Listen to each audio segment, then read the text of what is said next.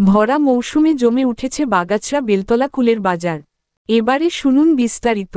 যশোরের শার্শা উপজেলার বাগাছড়া বেলতলা বাজারে বাণিজ্যিকভাবে জমে উঠেছে কুলের বাজার।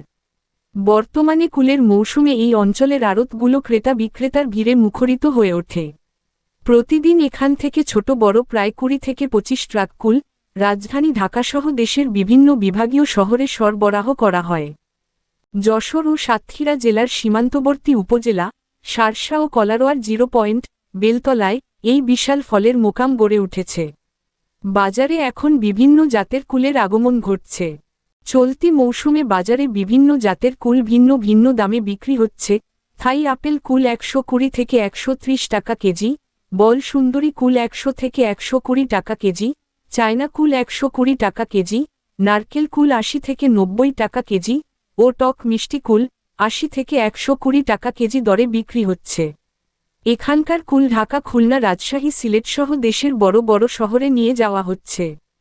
শার্শা উপজেলা কৃষি কর্মকর্তা দীপক কুমার সাহা জানান, চলতি মৌসুমে উপজেলার ১৪৮ হেক্টর জমিতে প্রায় ৫১০ জন চাষি কুল চাষ করেছেন।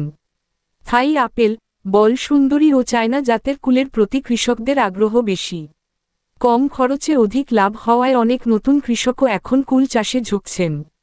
কৃষি বিভাগের পক্ষ থেকে যথাযথ পরামর্শ ও সহযোগিতা প্রদান করায় কুলের আবাদ আগামীতে আরও বাড়বে বলে তিনি আশাবাদ ব্যক্ত করেন। খবর এ নিউজ বাংলা।